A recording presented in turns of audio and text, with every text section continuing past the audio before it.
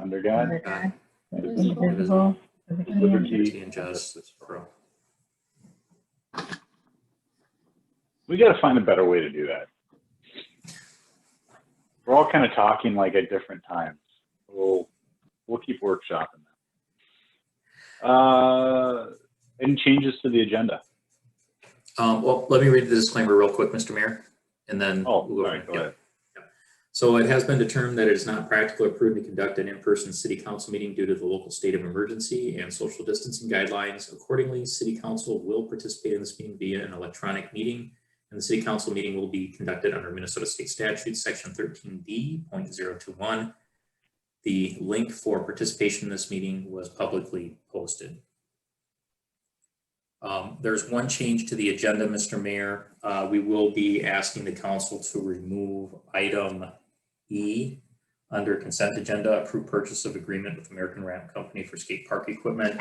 There was a couple items that came up last minute that Mark wanted to investigate a little bit further before asking the council to adopt the agreement. We anticipate that that item will return on the consent agenda on the January 14th meeting. Motion to approve the agenda as amended. Second by Timmerman. Motion by Berg, second by Timmerman. I'll vote first. Yay. Don, aye. Amanda, Aye. Kate, Aye. Josh. Aye. All right. Agenda is adopted. Presentations, proclamations, and acknowledgements. I do have a number of acknowledgements that I'd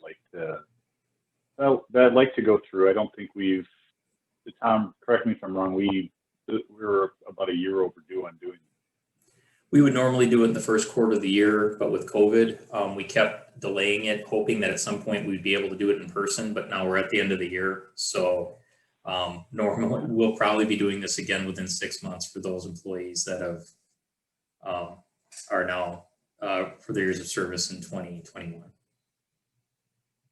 Well, we have a number that I want to recognize, or a number of people I want to recognize. But I think what I'll do is I'm going to go through, just say something about each one. So I want to start with Brett Johnson. Brett served as a firefighter for over 10 years. Started with the fire department in 2009. Serving his fellow firefighters, or he serves his fellow firefighters on the Fire Relief Board's treasurer. And the city of Elko New Market recognizes Brett for his dedication in service to the city of Elko New Market and the citizens in the fire district. Thank you, Brett. Steve, is it Schalwig? Am I saying that right? Yep. I think I'm saying it right. Okay. I didn't want to butcher it. Steve Schalwig has served as a firefighter for over 20 years. Steve started with the fire department in February of 1997. He is serving his fellow firefighters on the Fire Relief Board as a trustee. City of Elko New Market recognizes Steve for his dedicated and valuable service to the citizens and the city and the rest of the fire district. Thank you, Steve. Jay Simon. Feels like Jay Simon has been involved for a very, very long time because he has. He served as a firefighter for over 20 years. Jay started at the fire department February of '97. He's currently assistant fire chief and has been captain with the department in the past. The city of Elko New Market recognizes Jay for his dedicated and valuable service to the citizens and the city of Elko New Market and the rest of the fire district. Jody Malkin. Everyone knows Jody. Jody served as a firefighter for over 20 years now. She started with the fire department in March of '96. Jody oversees most of the department's community outreach and education. She is currently president of the Fire Relief Board. The city of Elko New Market recognizes Jody for dedicated and valuable service to the citizens and the city of Elko. Brings us to Rob Koffenberg. Rob Koffenberg has served as a firefighter for over 25 years. Rob started with the fire department in September of 1990. He has served as assistant fire chief for the department. And the city of Elko, New Market recognizes Rob for his dedicated and valuable service to the citizens and the city of the fire district. Bob Hanna. Bob Hanna, another guy that's been around town for a long time. Bob served he served as a firefighter for over 25 years. Bob started at the fire department July of 1992. Served as a captain of the fire department and has also served as a city council member. The city of Elko, New Market would like to recognize Bob for his dedicated and valuable service to the citizens and the city and the rest of the fire district. Todd Fregis. Todd has served as a firefighter for over 30 years. Todd started at the fire department in November of 1989. He is currently the fire chief for the department and also serves as fellow firefighters on the Fire Relief Board. City of Elko, New Market would like to recognize Todd for his dedicated and valuable service to the citizens of the city and the rest of the fire district. Moving into police officers, John Maccabee. I never know if it's Maccabee or Maccabee, so I just go with Maccabee. He served as a police officer for over 5 years for the city of Elko, New Market Police Department. John came to Elko, New Market after a career as a Navy veteran. John started at the PD in April of 2014. This time, John is the department's administrator of body and squad camera systems, record management administrator, and our in-house computer go-to. He was instrumental in setting up the infrastructure for the new PD, and the city of Elko, New Market recognizes John for his dedicated and valuable service to the city. Corey. Corey started with the city the city of Elko, New Market in 2007. Corey left briefly and returned. He left in 2010 and returned in 2012 for the city of Elko, New Market. Corey has served 20 plus years experience in sewer, water, street construction, and maintenance. He received his public works certificate from the American Public Work Association in 2011. The city of Elko, New Market wants to recognize Corey for his dedicated and valuable service to the citizens of the city. And then there's this guy, Tom Terry. Tom started with the city of Elko, New Market, with the city of New Market in 2004 as a city administrator. In 2006, Tom became the city of Elko's city administrator. Tom has been with the city of Elko, New Market for over 15 years. During Tom's tenure, he's oversaw the merger of the two cities in 2007, negotiated the extension of the interceptor with Met Council to resolve the sewer issues for the city.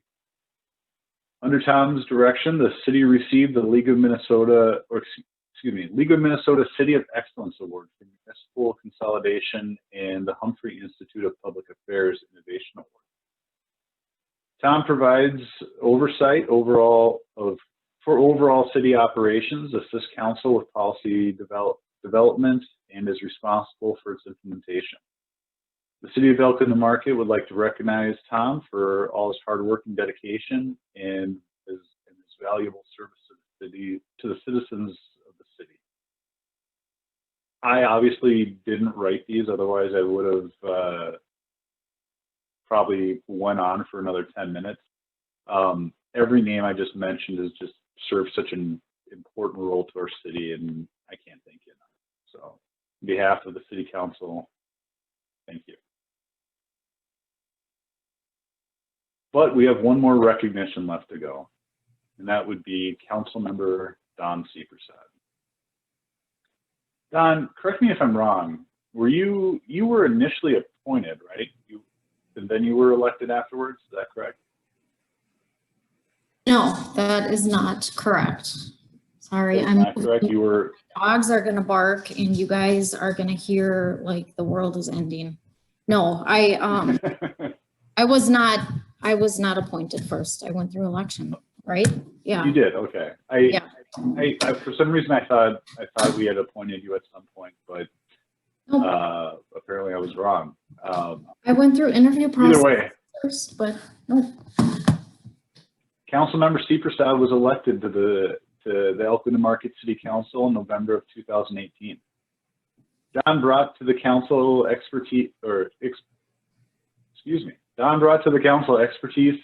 knowledge of the real estate industry. While serving the city council, Councilmember Seepersod has served on the following boards and committees: Commissioner in the Economic Development Authority, Scale Representative, and Community and Civic Events Committee liaison to the City Council. During her position on the City Council, Councilmember Seepersod has actively and passionately worked to complete approving the new police department building and the hiring of new officers to nearly a 24/7 department. City of Elko Market would like to recognize Dawn for her dedicated and valuable service to the citizens in the city. Thank you, Dawn, for everything you've done. Thank you. All right, well, I butchered that enough, so we can move on to public comment. Is there anyone on that would like to speak under public comment? Mr. Mayor, this is Commissioner Tom Wolf, County Commissioner. I'm here. Hey, Tom. How you doing? What was yours? Congratulations. Doing good. Hey, I didn't hear what you said, but the delay. What? Go ahead. Congratulations to everybody. I got a couple things tonight here. 91 and 21, just north of you guys by about 6-8 miles. That stoplight is in down there. So that corridor on 91, since I've been elected in 12 years, has got 3 roundabouts and a stoplight. So I think it's almost I'm gonna knock on wood, but I think it's the safest road in Scott County at this point. So Credit River is going to had their administrative law judge meeting here in December, and they're just waiting for that ruling to come back. And then if the judge comes back and says you can become a city, they'll become a city. And they have, I think, 45 days or something to have an election for city council and mayor. And then our last thing I have is we settled on a 1.99% levy increase.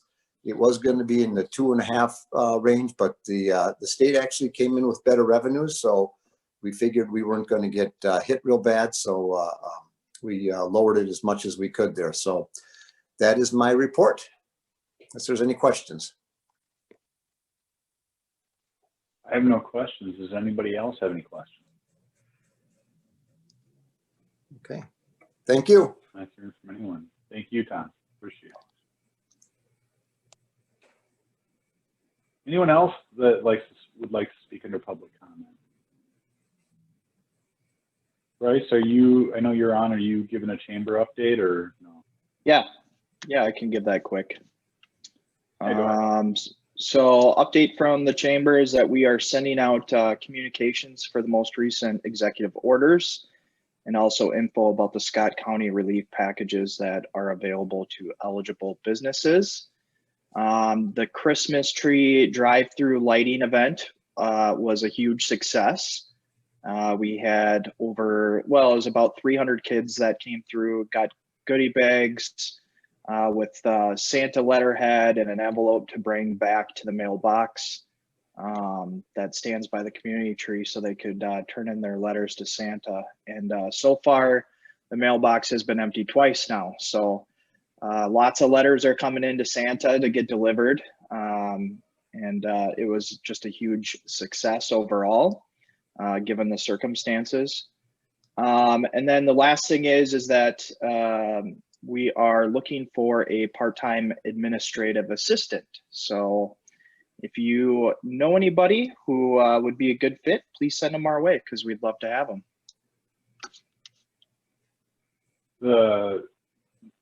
The tree lighting event was pretty cool. It was, I think the chamber did a good job pulling that off.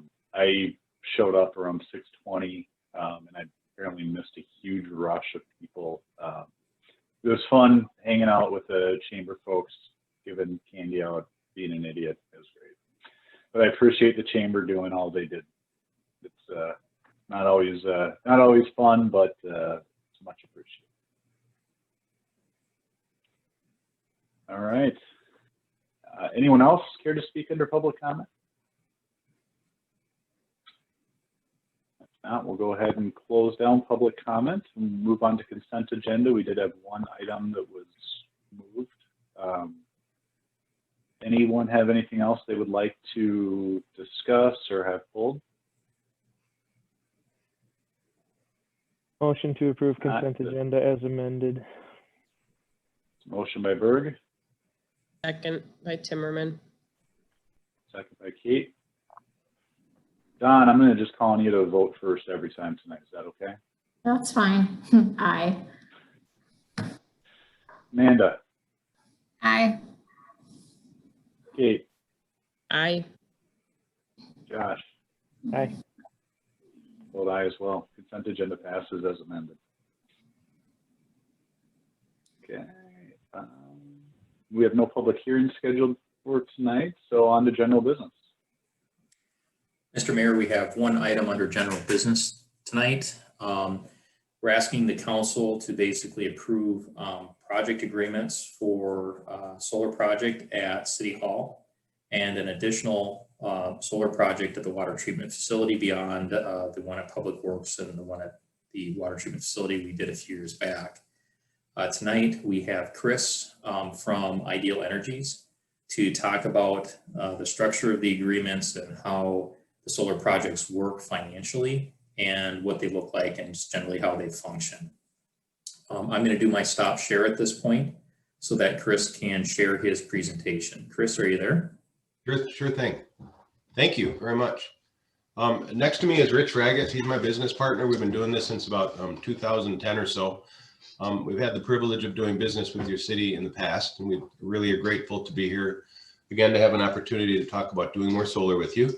I have a summary that's probably, I don't know, about 5 or 10 minutes that kind of summarizes some of the stuff that we've done and the projects that we're considering right now. If it's okay, I'd like to share my screen. Are we good with that? Okay, thank you. Gotta share the right screen. Zoom is new. There you go. There's mail. I'm on the wrong screen. Here we go. Wham. All right. I think I got it. But you shared two. I shared. What screen are we looking at? Are we looking at, hold on. I have to unshare and share the right thing here. I apologize. I'm sharing screen number, I have more than one screen, 3. 3. There you go. Thank you. I apologize. Okay. That should look a little better. Is everybody able to see the screen now? Yep. Wonderful. Okay.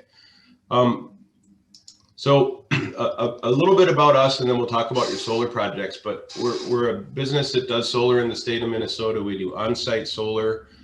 We've done over 400 projects in the state so far. We've done about 200 projects with Minnesota's cities, schools, and counties and nonprofits, including the projects we've had the privilege of doing with you. The way we set up solar transactions is a little bit different, and I think it's hopefully refreshing, but usually solar is set up so other people, if you have an on-site solar array, it's owned by somebody else. They collect power payments over time, typically 20 years. And then or 25 years. And then after that time is up, since you don't own the solar array, you either get to continue paying them for the power that's generated out of it or purchase it from them so you can. So what's different about our company is that we set up our business to provide ownership of the solar arrays day one, meaning that once they're turned on, you own them. We pay for the solar arrays on your behalf and operate them for you. And in doing so, hold on a sec, next page. Oh, and when we operate them for you, I'm sorry, we'll move on to the next slide. Here's a picture of some of the sites projects that we've done with customers. Here's an example of a rooftop system at one of Minnesota's schools. Here's a picture of a wastewater treatment plant that we did for the city of St. Cloud, and some of the city customers that we've had the opportunity to put solar arrays at sites. A list of some of the customers we've done business with. Y'all are right here. We put you on the upper left because we're very grateful for the business we've done together. What we're talking about is on-site solar. And so when people ask about solar, I know we're doing projects with you which are on-site solar, meaning that the energy that's generated from solar panels goes directly into the equipment inside of your building or your wastewater treatment plant that consumes energy, and the solar array's energy is available for you, so you don't have to purchase it from the utility. The solar array's energy is produced from panels. It goes through these things called inverters that make, 3-phase 480 volt power you can use on site. There's a meter associated with it that tracks the energy from the solar array, and then it goes into your electrical equipment. And what happens when we're done is that the amount of energy you need to produce or consume from the grid is reduced by the amount of energy produced from the solar array. And the grid becomes, in essence, a backup to produce energy when the solar array is not producing energy going forward. So the projects that we've done to date are a public works project and a wastewater treatment plant project that we did in 2018-19. Is that correct, Rich? Yes. Right. These were projects that were done, I think they were solar rewards, correct? Mm-hmm. Right. They're solar rewards projects. The same project, we're looking at the same regulatory program from the utility that we're looking at using for the police station.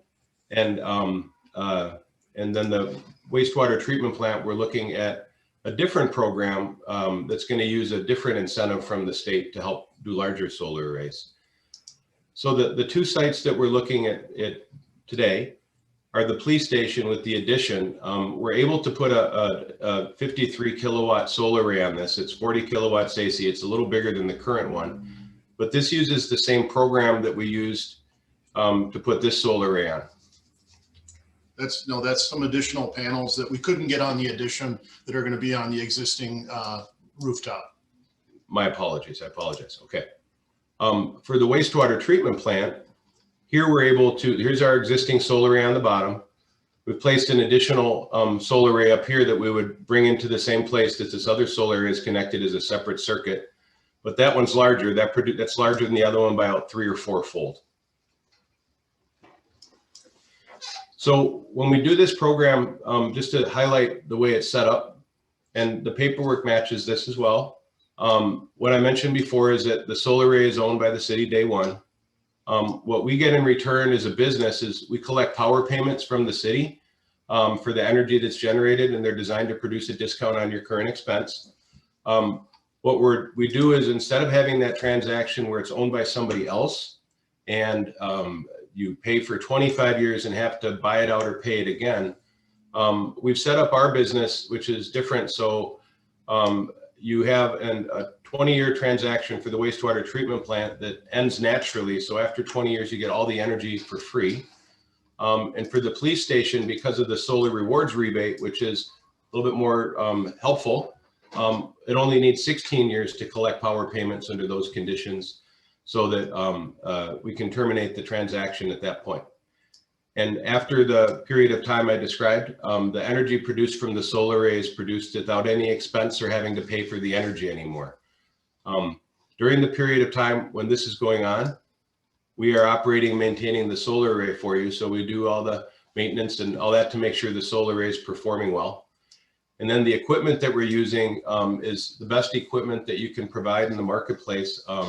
It's either Jinko panels or Selectra or Chint inverters or Solar Edge inverters, depending upon whether it's a rooftop or a ground mounted system. But we're using the best equipment that can be provided in what we're doing here for many reasons. But since we have to operate and maintain it and make sure that it's successful for you, you want to make sure you have the absolute best parts that are available.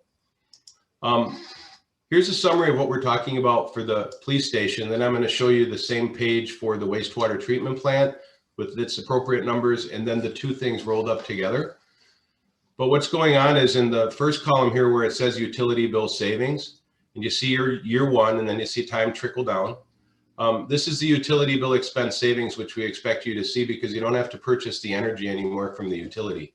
That's based upon the rates that you're actually charged from the utility and the units of energy produced from the solar array. The second thing, so that's a savings to the city. When we do the transaction to pay for it, what we're doing is we're giving you title to it so you own it, but we assume the benefits and burdens of ownership, which means we have to operate it and assume it as though it's our own. So to do that, you lease it back to us so that we can operate it and maintain it for you. And we pay rent due to you because you're renting something to us. And it's meant to make sure that we're satisfying a requirement of the transaction not necessarily to be a monetary source, but that's also helpful with respect to reducing expenses because it's an income source. And what we do out of the solar array is that what we're doing is we're looking at the utility bill savings in the first column, and we're multiplying that times 80%. And those are the payments that we're collecting over time to help pay us back for paying for the solar array and operating it.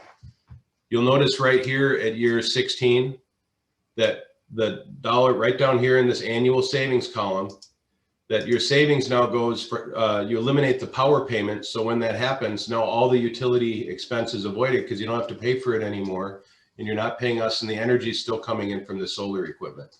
And so that can add up over time, as you see, with a benefit while the transaction is in place, and after it's done, with a lot of useful life left on the solar panels and solar arrays, you're going to save an enormous amount of energy going forward.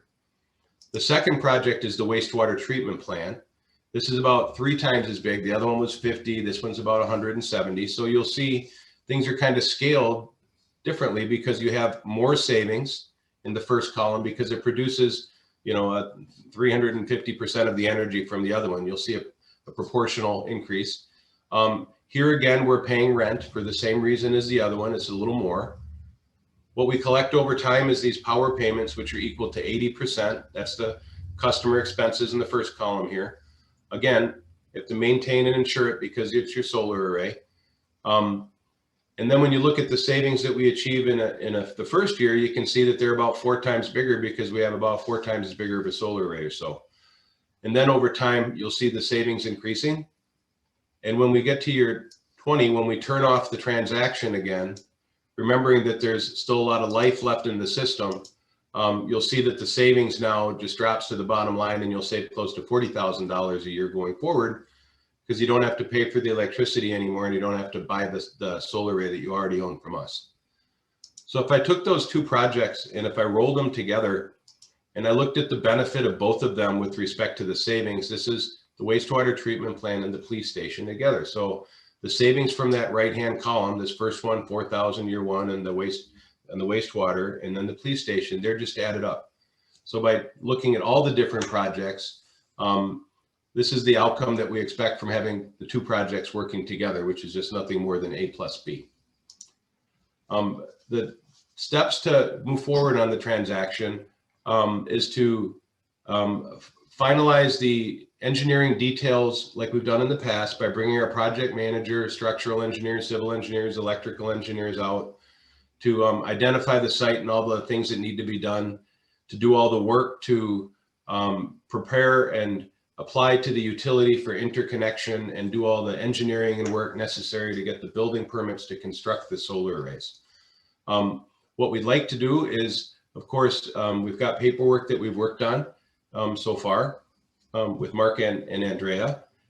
And we'd like to work with you on that today and hopefully get approval. And then we would also like right away to apply for the Solar Rewards grant for the police station so that that grant is preserved right now and it's available for us to construct the solar array after we complete the engineering and do all that work. And from there, that's kind of the steps that are needed to done and the things that we wanted to share with you about what we're talking about tonight. Then open it up for questions and comments and dialogue and other things that are appropriate. I appreciate it. Thank you. Does anyone have any thoughts? Tom? Chris, I'm going to ask this question. You know it's coming, but with regards to the solar array at City Hall, it's going to be on the existing roof of the portion of the existing older portion of City Hall, and then the majority of it is actually going to be on top of the new police building, which is actually only completed a few months ago. What does that do with regards to the warranties for the roofing materials, and how are we ensuring that it's not going to be damaging to this brand new building that the taxpayers just bought? Good question. Part of our standard deliverables with every project that we do as part of our engineering process, there's a formal process you have to go through with solar when you're putting solar on a roof. By working with the roofing manufacturers, they have specific forms and documents that we prepare for you to keep your warranty in place. It requires us to provide the roofing manufacturers the structural drawings and layouts and everything so they can look at the solar array and approve it. They give us approval. They do post inspections of after the solar array is installed, and after that inspection is done, they provide paperwork that basically says your warranty is intact with the solar array and it's not impacted because the solar array is there. If you don't follow the steps that we follow, your warranty would be voided.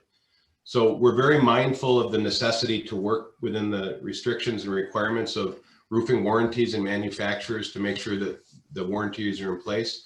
And that's part of our deliverables when we do the project.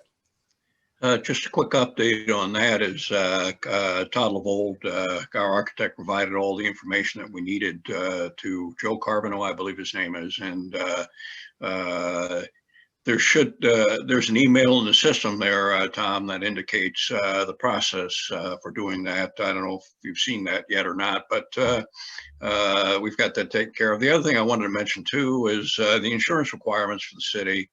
We ran those by Mark Lenz at Andrea's advice, and Mark came back late this afternoon, indicated that there wasn't anything that was required by the company in terms of having insurance on it that the city didn't already have, and it would be pretty easy to add on if in fact we needed to add a little bit more there. So just those couple of updates late today.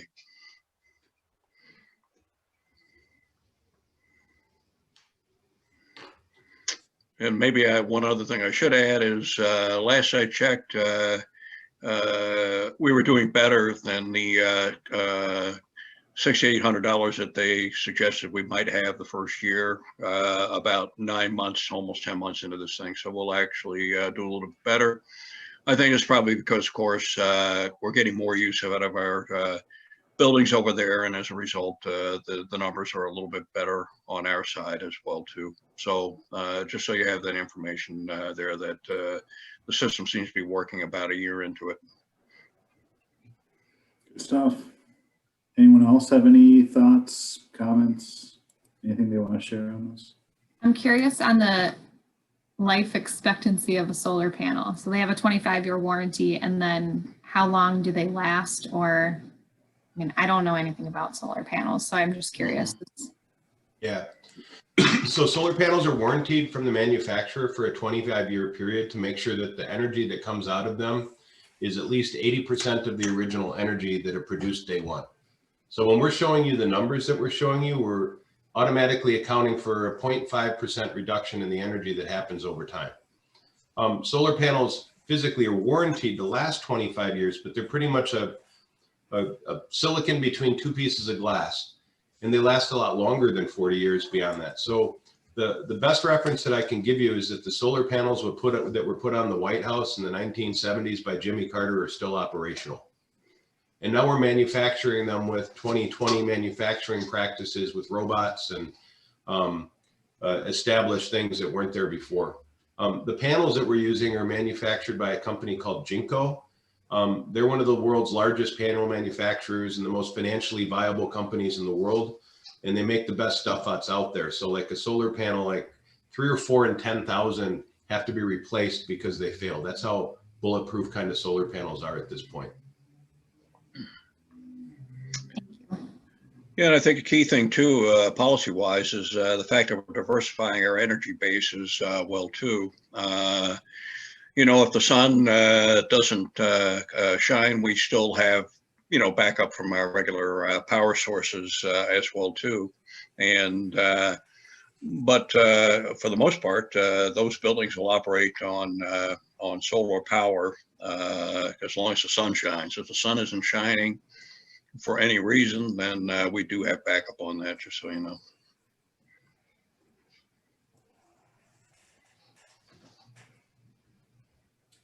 Mr. Mayor, Yeah. Rich had his hand raised. Okay, Rich. Just curious if there's any anticipation of excess power being generated by these panels that would go back into the grid, and what happens then? We get paid. For the sizing, Rich? We sized it what %? You know? Close to 100%, yeah. So we basically, I'll give you, the answer is we set up the wastewater treatment plant basically to be sized so that we're offsetting 100% of the kilowatt hours that you consume over the year. What happens with the energy is that you will send energy back to the grid over time, but there's something called net metering. And what that means is that if at any month that you send an extra kilowatt hour back to the grid because you can't use it, it's kept track of. Because when you put this system in with this picture, the meter that's on your building right now gets replaced with a meter that counts electricity back and forth from the grid.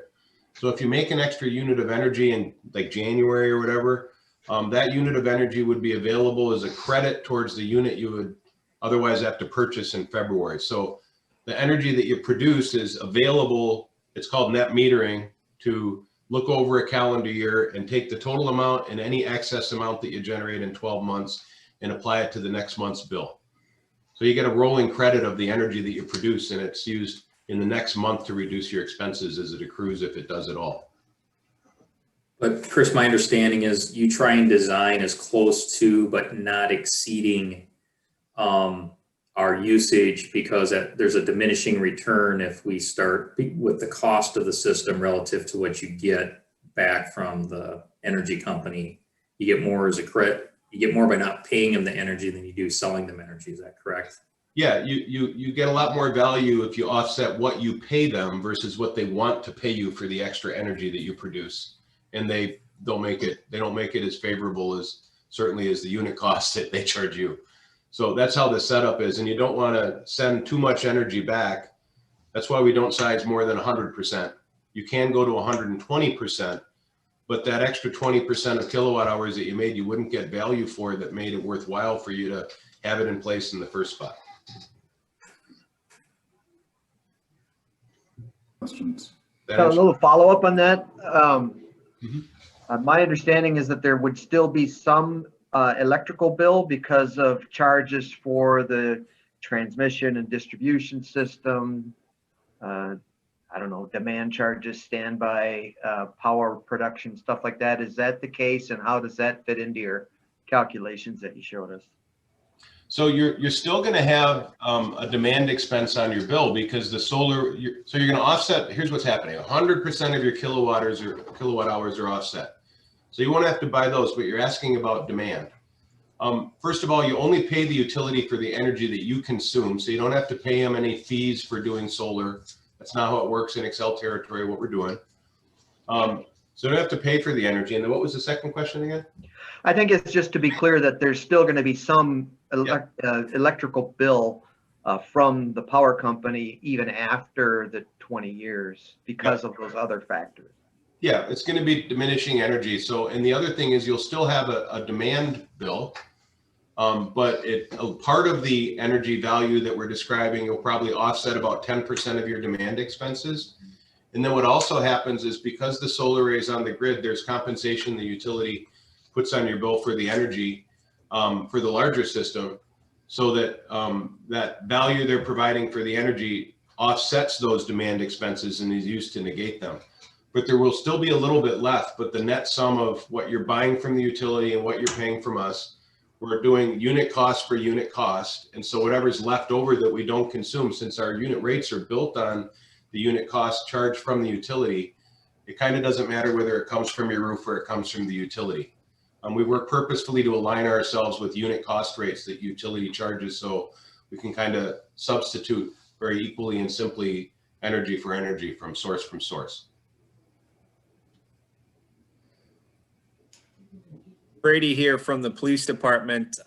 Since we're on this and it is above the police department, any chance the council will buy us an electric Tesla police car? I'm just saying, we're saving money. Council, raise your hand. Aye. That's a negative, Ghost Rider. All right. Well, it's free energy. I'm just saying. If you Any other find questions? Tesla, you can use the free energy. What's that?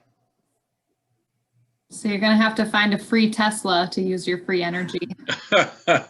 I'll get Elon on the phone right now. I got I'll see what we can do. I mean, with impounds and stuff, you never really know. I mean, anything's possible, I guess. Actually, there is a local police department that did forfeit a brand new Tesla. So you never know. There you go. Any other thoughts or questions or concerns? I probably asked this a couple years ago with the other ones, but what's the downside? And clearly, obviously, it wasn't a compelling argument because we moved forward. But I mean, so what's the downside, or why would there be a recommendation from anybody to not go forward with something like this? So from our perspective, and I'm sure Chris will have from his perspective, some comments as well, but the downside is that your assumptions don't work in the formula. So this does assume that there will over time, it does assume a certain cost. It assumes that there is a certain amount of energy that will be generated over time for the solar panels. And there is an assumption that the solar panels will have at least a certain lifespan. And built into that is what the future anticipated costs of energy are. If the cost of energy goes down, somebody invents cheap cold fusion or something like that, and energy becomes free or less expensive through technology, the formula doesn't work as well. If the calculations are off with regards to how much energy is going to be produced by the arrays, the math doesn't work as well. Or since the bulk of the benefit to the city is provided in the second half of the lifespan of the panels, if they cease to function or their efficiency is reduced significantly prematurely, the returns won't be as great. But part of the attraction of this approach is that we have savings, although very modest, even in the first half of the lifespan of the panels. Right. Most companies make you, you would be paying for the panels up front, so to speak, as they construct them. So might be 650 or 700,000, which would have been the first time around. But instead, it's financed, so to speak, and by the energy savings. And so we don't have to bond for it, and nothing comes out of our general fund for the project.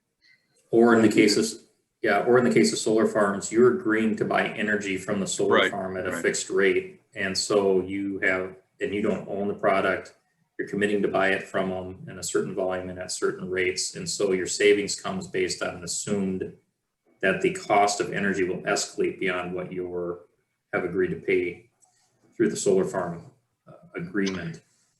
And those are for 30 years. And one of the problems that we looked at before was the fact that solar farms get sold through a number of different venues, and the maintenance and the rest gets lost on some of that. The point is here, we can own it. And after 16 years, all the benefits go to us, and up to then we have a good 10% of the total savings as well for us as well. So a couple thoughts for you too. The way we set up paperwork, we set up some mechanisms just to make sure that you guys don't lose. High level, when we're assuming the amount of energy that we will get out of a solar array in kilowatt hours, we try to understate it so that customers are happy. I'd rather operate at 102% than 95% of energy expectations, because it'll make people happy. So we do that because I have 400 customers. I need every one of them to say good things about us, first of all. That's one thing. The second thing is in our paperwork, we have something called our power production guarantee. So it basically says if you don't generate energy of at least equal to about 75 or 80% of the energy we predict, kind of offsets that 20% savings. And we have to refund you the money. So you don't have any downside if the solar panel goes away or it doesn't work, because we're put in a spot where we need to make sure that you have substitute panels that do. And so we're on your team to make sure if there's a problem that you don't have to pay, and we're here to create a solution and solve it so we can continue to be paid. So it's set up differently, and it's set up on purpose to create the right kind of dynamic so that we've got good outcomes for our customers they can rely on. Any other questions? We've had some good ones. Or comments. I don't think anyone is opposed to continuing forward. I mean, staff, did you need any direction or anything from us at this point? We do, Mr. Mayor. We would be looking for the council to approve the 2 contracts that are outlined in the staff recommendation. The first one's to approve the solar array purchase, facility lease and power purchase agreements for the 1.77.120 kilowatt solar project at the water treatment facility, and to approve the solar array purchase, facility lease, power purchase, and put and call agreement for the 53.3 kilowatt solar project at City Hall. Can we do those both as one motion? Yes, Mr. Mayor. Anyone want to say so moved? So moved. Is that Kate? Yep. We have a motion by Kate. I'll second. We have a second by Don. Yes. And any other discussion before voting? Amanda, I'll pick on you this time. You go first.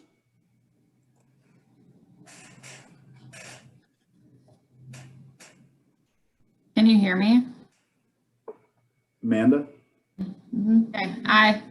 Oh, there you go. All right. Kate, Aye. Josh.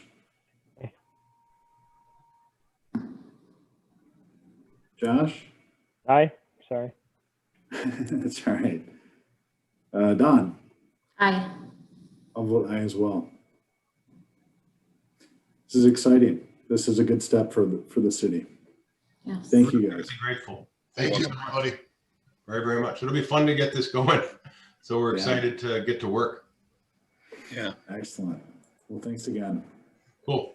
Then we'll coordinate with Mark on paperwork, and then also with Mark on making sure that we have the things that we need to do to secure that rebate for the police station as well in the present. Yeah, that's got to be done by the end of the year, I think, right? Yeah. Yep. Okay. Mark, we're pretty familiar with how to like leverage DocuSign or whatever works for you to facilitate things and make it convenient. So we'll talk and find out. DocuSign is fine. Yeah. Okay. And we'll work on, is it okay if we circulate those tomorrow and send them through the parties? It would be Mayor Julius and Terry. Mm-hmm. Tom. Yeah. I'd be available tomorrow to do that. Great. Okay, we'll get that circulated tomorrow, and we'll also copy Andrea on that communication so she has a copy as well. Much appreciated, gentlemen. Awesome. Thanks a lot. Really All right. appreciate it. Thank you so much. You have a great night, and You too. talk to you later. Thank you. All right. Try to figure out how to not be on Zoom anymore. Thank you. So we're back to reports then. Administration. Usual question relating council meeting format. We don't have any change in status where we would recommend anything different than what we're doing to the city council. In meetings with my peers over the last couple of weeks, I'm hearing that everybody's kind of doing the same. Everybody's staying in status quo mode until there's a significant change with regards to the COVID status.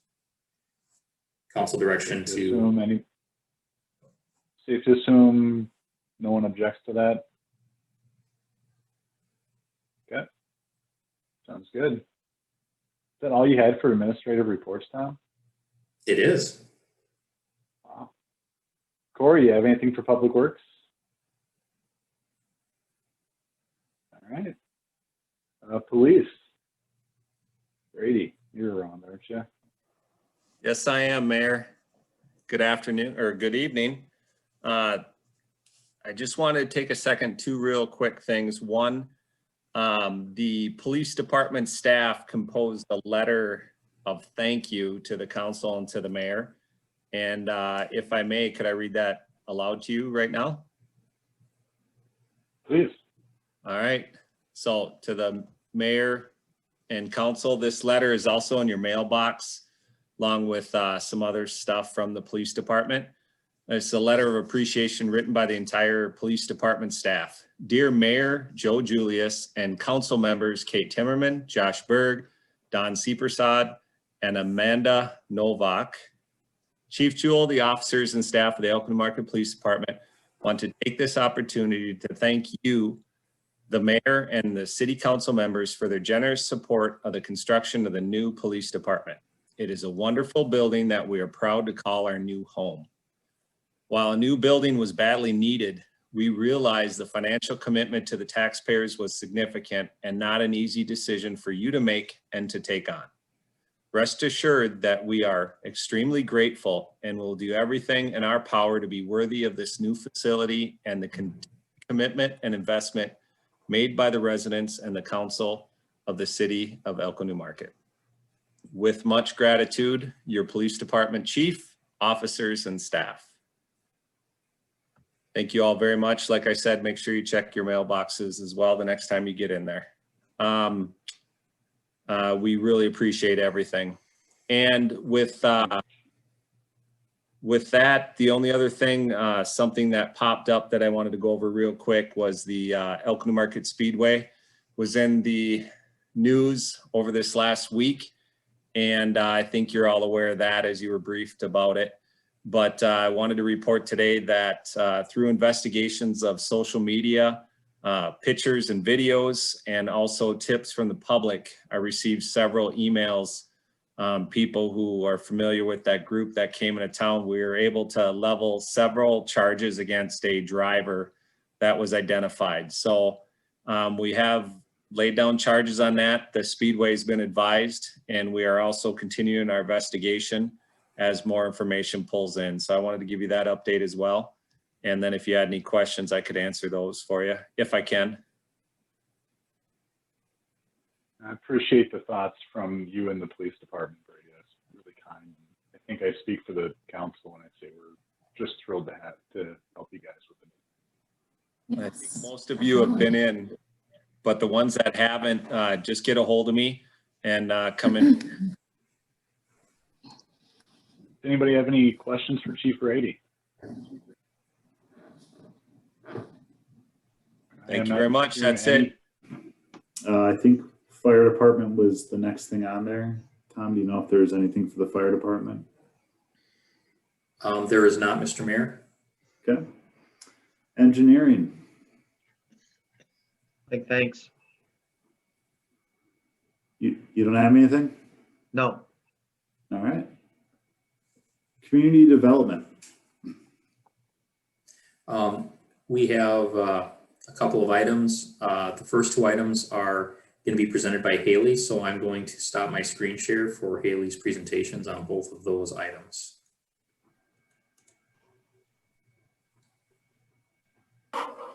Alrighty, good evening, everyone.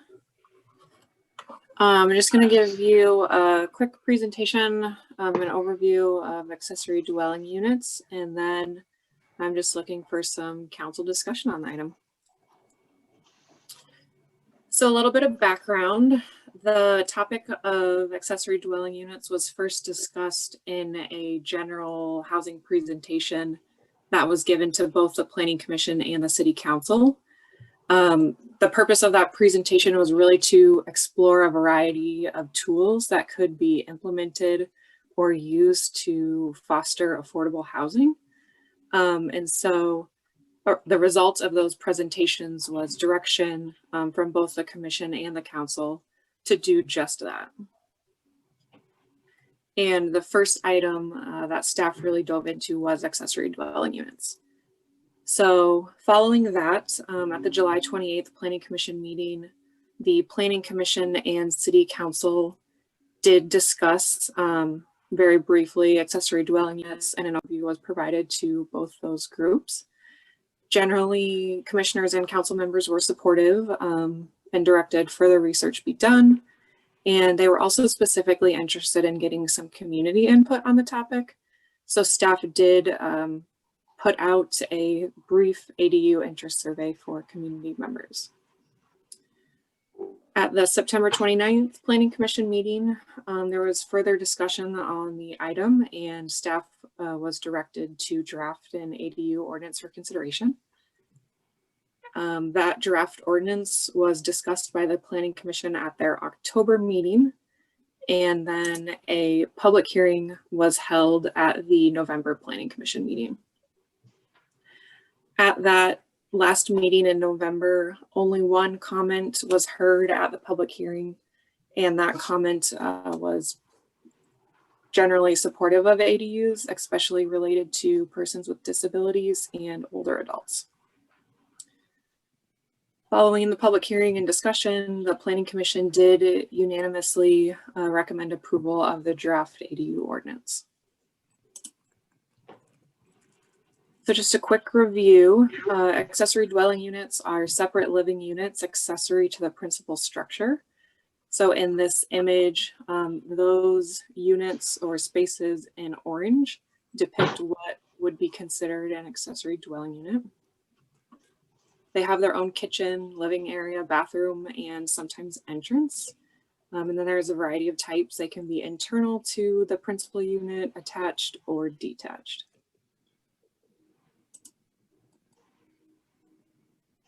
ADUs tend to represent gentle or hidden density because they can often fit within the context of a normal single-family home or development.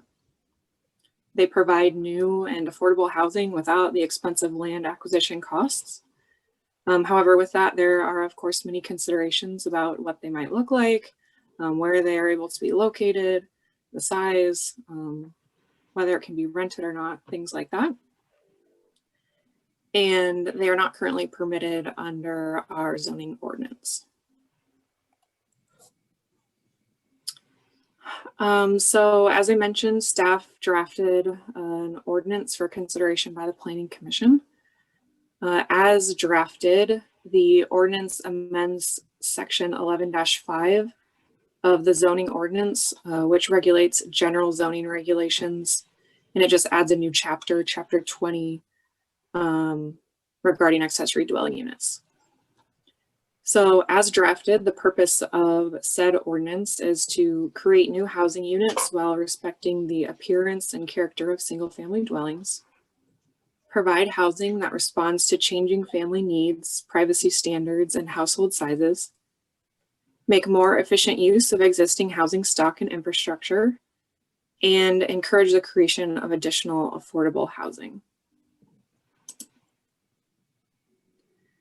So in the next two slides are tables that outline the performance standards contained in the draft ADU ordinance.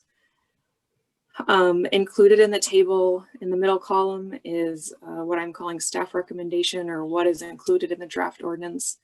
And then also, just for reference, I did include the most common standard by area cities. So this is based on the research that staff conducted of ordinances in other cities and what was most common in those cities. So the approval method, it varies depending on the type of ADU. Internal or attached ADUs would be permitted by right, and detached ADUs would require a conditional use permit.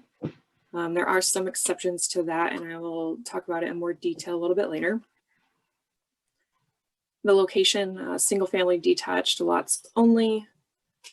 The type, internal, attached, or detached would be permitted as currently drafted. There's a performance standard related to existing single family dwelling standards, such as setbacks, height, minimum lot size, things like that. And ADUs would also be subject to those existing standards. Only one ADU would be permitted per residential lot. There would be a minimum size requirement of 250 square feet. And then the maximum size requirements would actually be regulated by section 11-6-6 of the zoning ordinance. This section is our current ordinance related to accessory buildings, structures, and uses. So we just reference those existing standards. And again, I will review those in more detail later. In regards to parking, 2 off-street parking spaces would be required for the ADU. That is in addition to the garage space that is already required for the principal dwelling unit. The ADU would be required to be serviced by the same utilities as the principal unit, so it couldn't have a separate meter. The appearance would need to be consistent with the principal unit and maintain the single family look. Home occupations would be permitted in the ADU.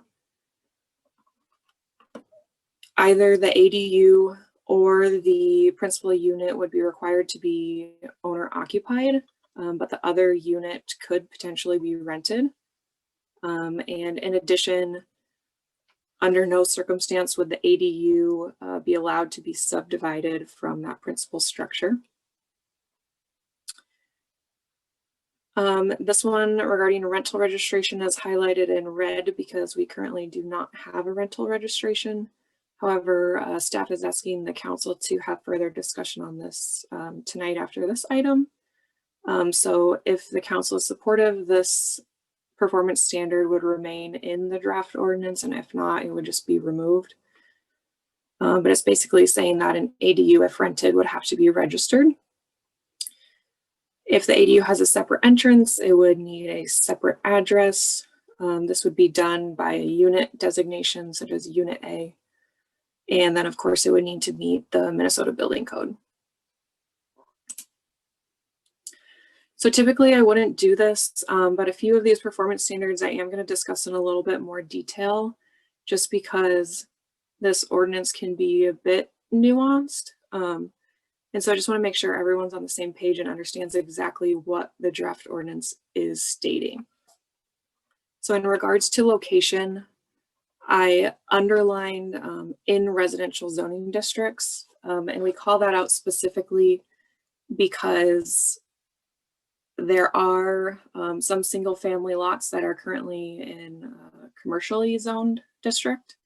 Those are legal non-conforming uses, so they do not conform with their existing zoning district, but have been grandfathered or were there prior to that change of the zoning district. And so because it's legal non-conforming, our city code would not allow any expansion of that non-conforming use. And so there is another section of the city code that would explicitly prohibit an ADU from being constructed, but staff felt it was important to call it out here to just ease confusion and help with readability from a resident's perspective. In regards to type, again, this would permit attached or internal ADUs, and then also detached. Further, it does again reference section 11-6 of the city code, which regulates, again, that accessory buildings or structures. And so it's just saying that an attached or detached accessory building, such as an ADU, would again be subject to those existing standards. And that section, just to name a few, regulates exterior materials and appearance, setbacks, height, things like that.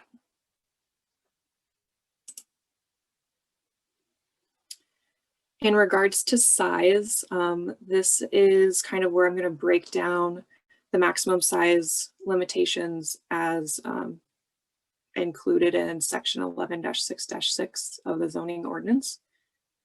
So for attached ADUs, there would be a maximum size of 1,000 square feet.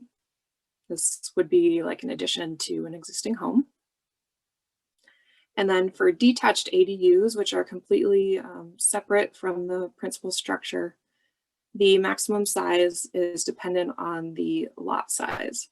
So for lots 1 acre and under, a conditional use permit is required for any size ADU, and there is a maximum size of 1,000 square feet for a ADU. In comparison, for lots that are over 1 acre in size, a conditional use permit is required only for ADUs over 1,000 square feet, and they can be a maximum size of 1,500 square feet. So again, these are the size criteria or limitations currently contained in section 11-6-6 of the city code.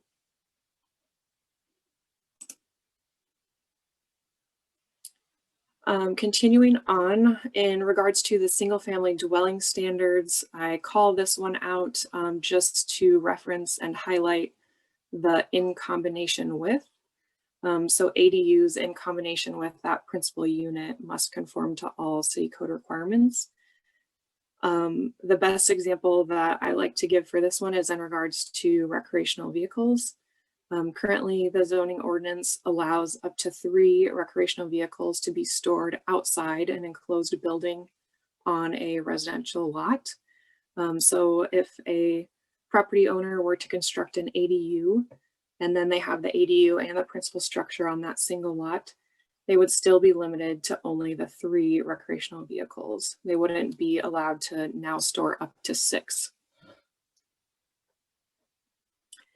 In regards to parking, as I mentioned, the draft ordinance would require 2 additional off-street parking spaces. And I just wanted to highlight in this image how that requirement could be satisfied. The zoning ordinance requires for the principal dwelling unit or a typical single-family home a specific square feet of garage space, which generally equates to a 2-stall garage. So that would be required for the principal structure. And then the 2 additional spaces required for the ADU could be satisfied by a 3rd stall garage if it exists, or just open space in a driveway.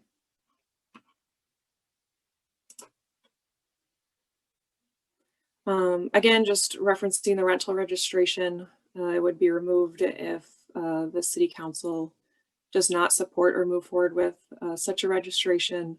Otherwise, we would include it in the ordinance. And then finally, I just wanted to make a note on any pre-existing accessory dwelling units that may be occurring illegally that we don't know about. No specific language is included in the draft ordinance. However, any pre-existing conforming ADUs would just become permitted. And then if there are any pre-existing non-conforming ADUs, those would become legal non-conforming.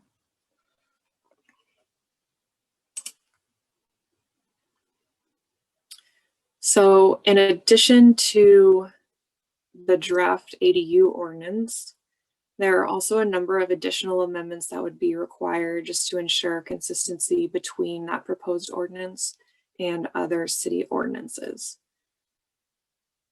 In addition, I would like to note that a few minor amendments have been made to these, as I call, additional amendments, following the recommendation by the Planning Commission.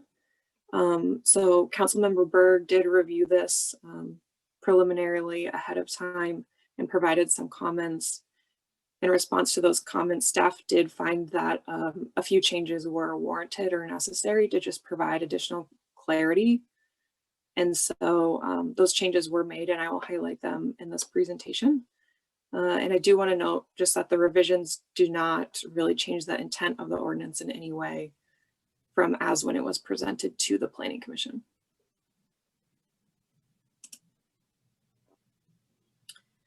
So the first one, this entire section, which is section 1 in the draft ordinance amendment provided in the packet, was amended so that the new definition for accessory dwelling unit would nest underneath the definition for dwelling.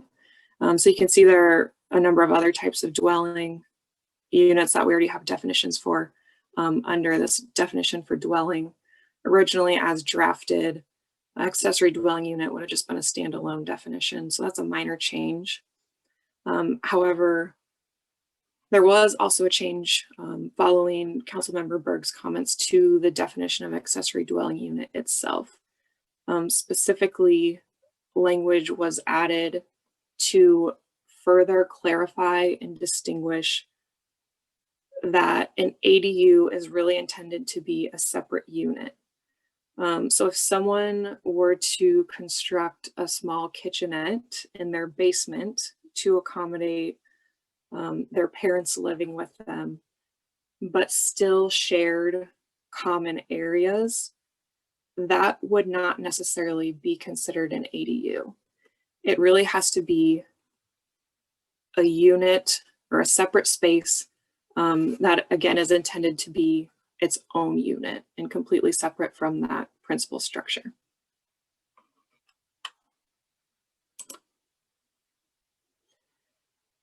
Related to that, section 11-4-1 which regulates the use of certain structures as dwelling units, needs to be amended just to permit the use of certain structures as dwelling units.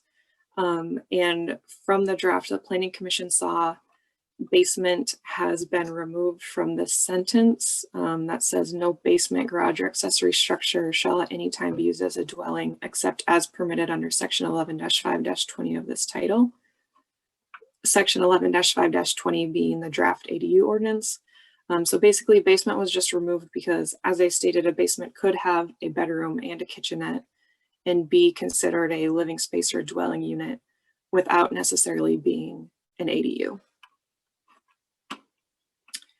An additional amendment was required to section 11-5-17E4 regarding home occupations to allow home occupation to occur in an ADU. Section 11-6-12B, this is again the current or existing ordinance relating to accessory building structures and uses. This one needed to be amended also to allow home occupations within an ADU. And this provision is specifically included in the criteria required for a conditional use permit. Section 11-9-10, this is just noting or adding the 2 required off-street parking spaces for an ADU. And then there are 3 amendments related to the zoning districts. So 11-25A3, 11-25B3, and 11-25C3. This reflects or corresponds with the R1, the R2, and the R3 zoning districts, each of which allow and permit single-family dwellings. So basically, these just needed to be amended to allow an ADU as a permitted accessory use.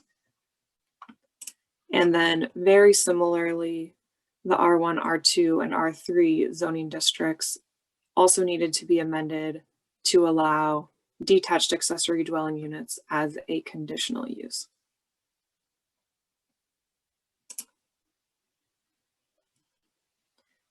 So at this time, staff is really just looking for some preliminary feedback on the draft ordinance.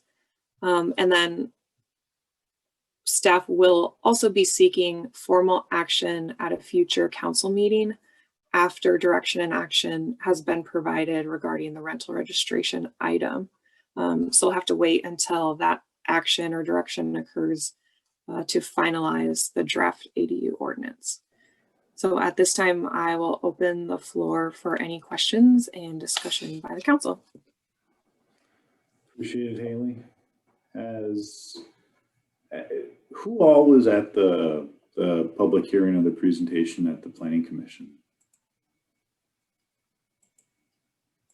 Sweet. All right. I'm glad we had a lot of participation there. I think the Planning Commission did a really good job of kind of talking through this a bit. I know staff's put a lot of work into this. In general, I always want to find ways to be supportive of allowing people to do what they want to do on their property. I have no big objections to anything here. Council, how do you feel? I agree with you, Joe. I have no objections to this. Haley, once again, you blew it out of the park. Great job. Thank you. Yeah, I think it was well put together. Planning Commission did a good job. Don? I second what you guys had said. I don't have any objections to it. Planning Commission and Haley did a really good job. Okay. Amanda? I've got nothing to add. I'm in agreement with what has been said. Josh, you usually have some sort of counter argument to like everything. So what do you got this time? No, I appreciate Haley and Tom taking some feedback or as we talked through some stuff over the last couple of weeks and incorporating some of that into this. You know, I guess I would love for others' opinions or thoughts on the parking side of things, just because, I think it's really easy to see that most of our residential lots or homes right now probably could easily accommodate through either that third stall garage or that driveway space. So it's probably not an initial issue, but I think, 10, 20, however many years down the road, and we may have some homes where there isn't that driveway space. And now they're going to be required to figure out how to deal with the additional parking, those 2 parking spots, and whether or not it's really even necessary. I mean, I think, as to the gentleman who spoke, gave the public comment, primarily a lot of these could be used for individuals with disabilities, seniors, and others that likely aren't even going to drive, period. So there may be few or no cars added to having any of these types of housing solutions added onto a lot or whatever. So I guess I would love to, I don't know, reduce it, remove it.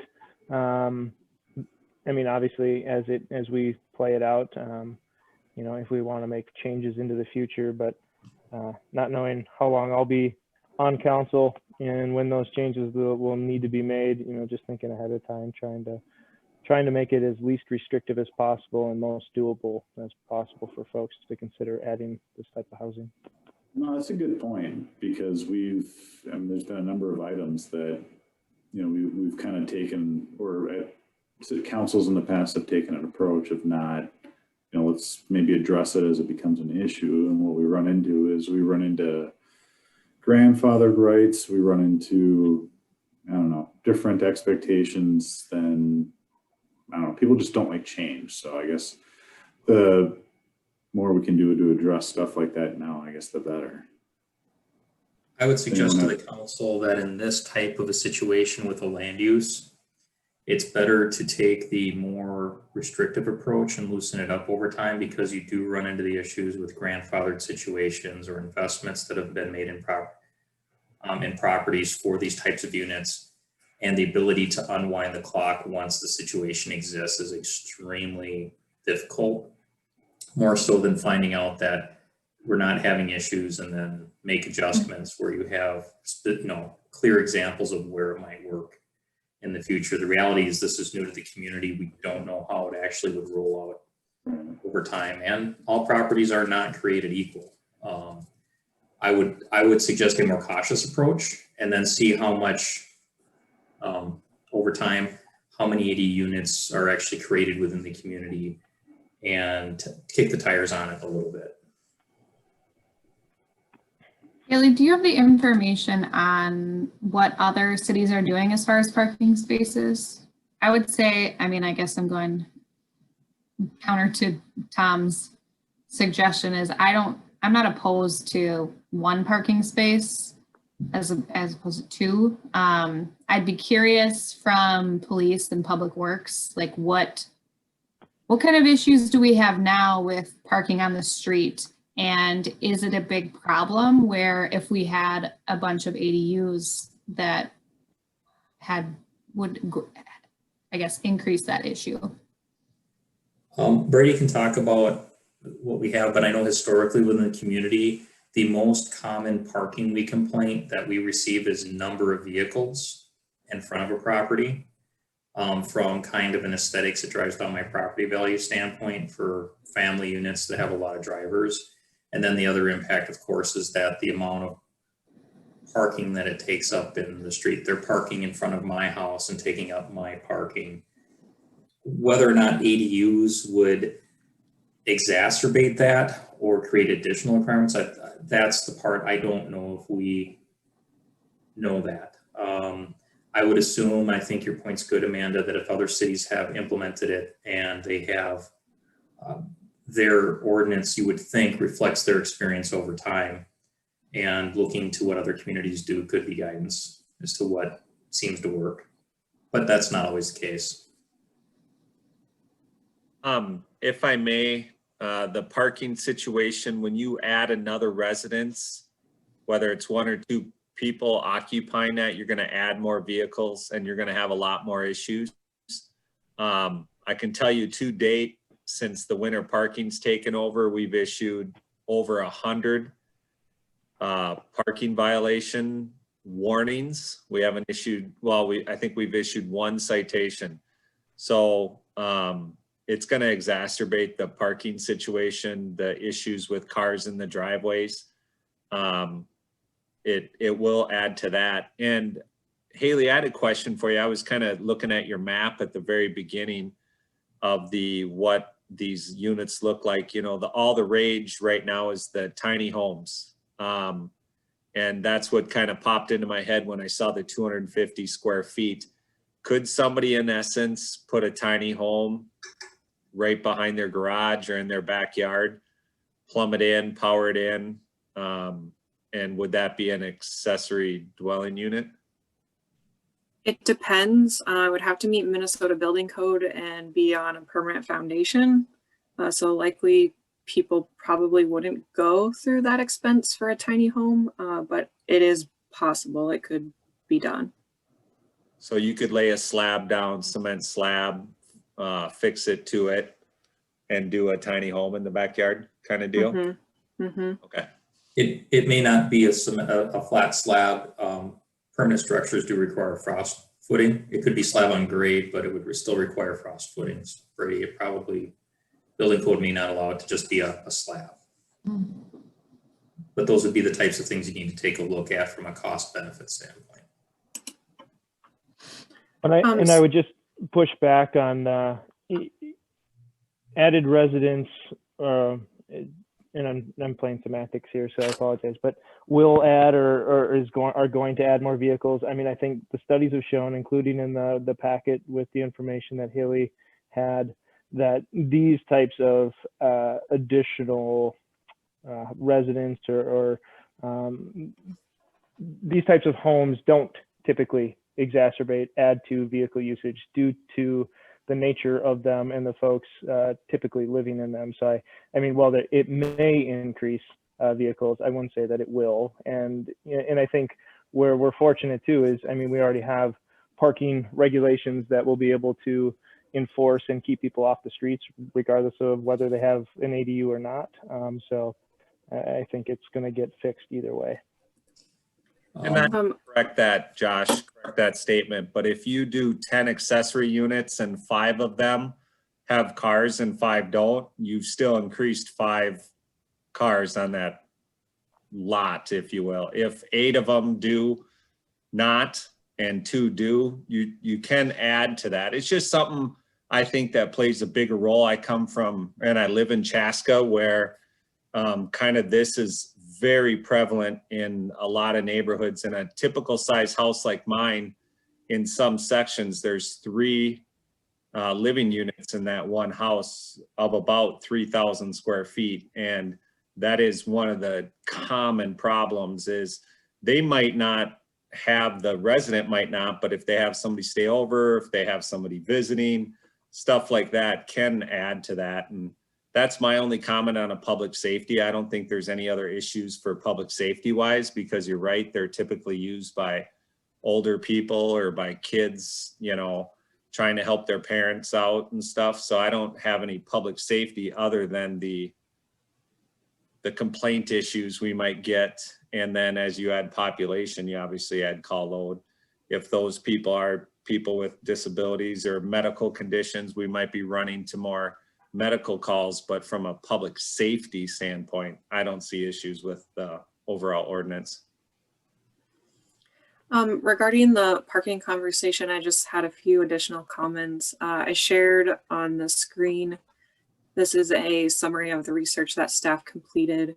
It was included in the packet, but it was more prevalent in the attached staff report from the September Planning Commission meeting, I believe. And I just wanted to highlight that in this column under parking requirement, I did include what other cities require, how they regulate it. The most common of all of these cities were 2 off-street parking spaces. So that is kind of where staff got our baseline. However, it is also worth noting that while I was doing this research, I did reach out to staff at some of these cities and just asked if they had any issues, concerns, recommendations, things like that. And pretty much every staff person that I talked to said there are no major issues. ADUs are well received by the community, no major concerns, and parking was never brought up.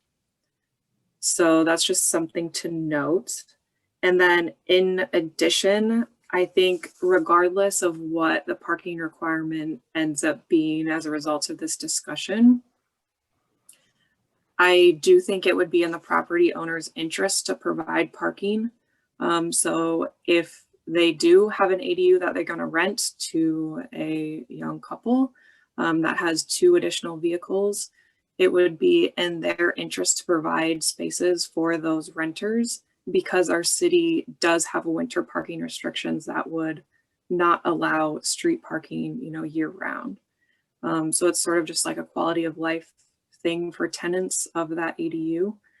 However, as Councilmember Berg mentioned, if it's a person with a disability that might not be driving, in that case, maybe the property owner is less concerned about parking. And so I think that's maybe a little bit outside of what we require in the ordinance, but it's just something also to keep in mind with this discussion.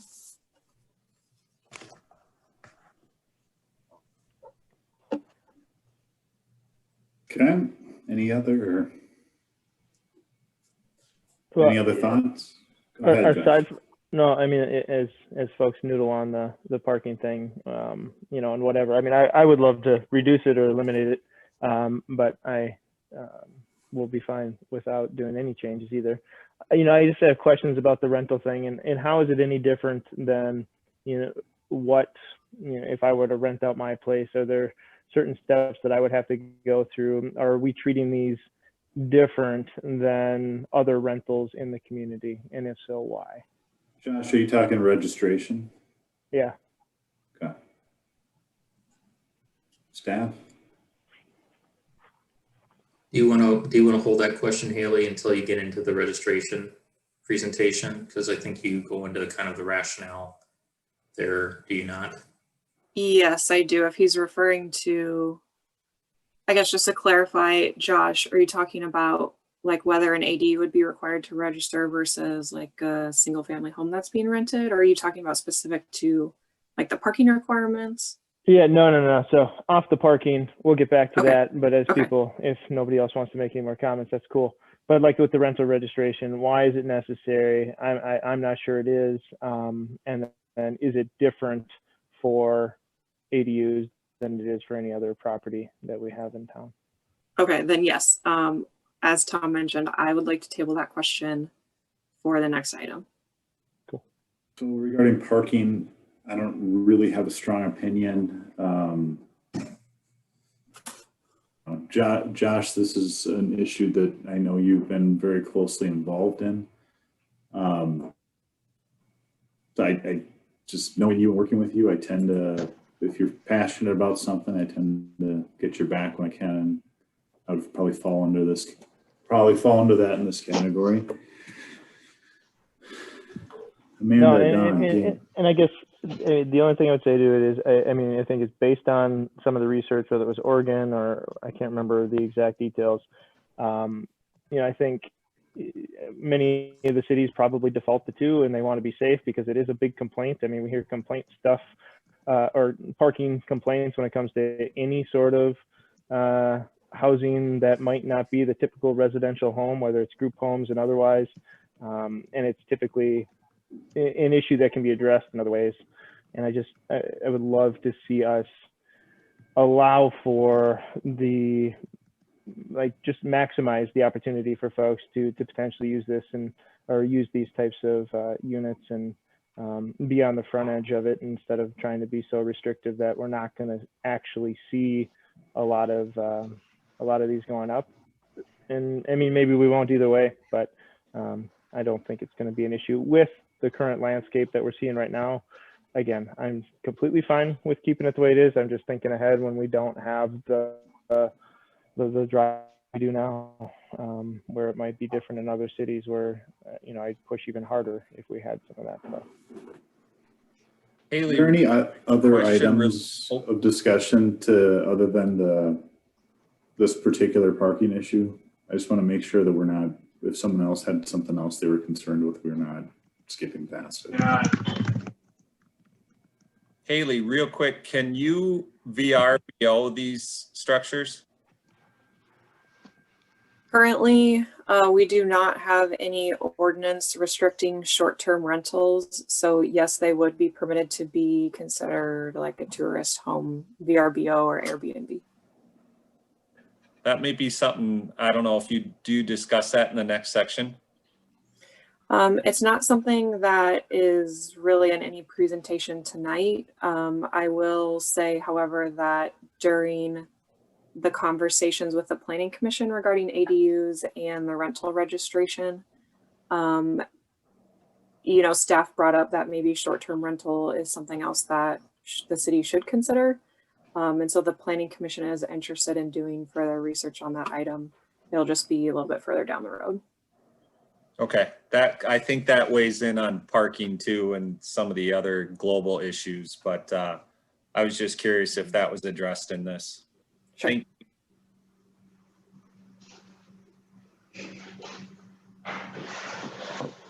Okay. Any other? Amanda, Don, Kate? I would rather see the parking restrictions be in there, just because then they can always be taken out, like Tom said. But I mean, really, in all honesty, how many of these are going to be put up? I mean, what is our population now? 4,700. So I mean, really, you know, how many homes are there? How many of these are going to be put up? So I don't know if it's really going to be an issue, but I'd rather not backpedal if we see it starting to be an issue. Okay. Amanda, Kate? I just see these being small units, so the odds of 2 cars, I mean, while we live, you know, kind of a decent distance from where people are commuting to work, it's likely that they're going to have 2 cars if that's the case, but I don't see a max of 1,000 square feet being 2 people that have 2 vehicles all the time. I would be comfortable with 1, requiring 1 space. Yeah, I would definitely be comfortable going down to 1 space. I feel that these ADUs are going to be used more for the elderly, handicapped. I don't see that people, young couples, are going to come out and want to rent a house in my backyard. You know, I don't see that, but I could easily see putting my parents in one. And that's 1 car. They don't need 2. So I would be very comfortable going down. Yeah, I would be too. So would I. I'd be fine with that. Okay. Sounds like direction. Tom has his hand raised. Tom does? Yeah. Can I ignore Tom? If you want, Mr. Mayor, you certainly can. It depends what he has to say, I suppose. 'Cause I liked where we were ending the conversation. So. No, I thought we were good, but Tom's gonna make us do more work. So go ahead, Tom. It's actually a question for Andrea. So parking is potentially a key element to the whole ordinance.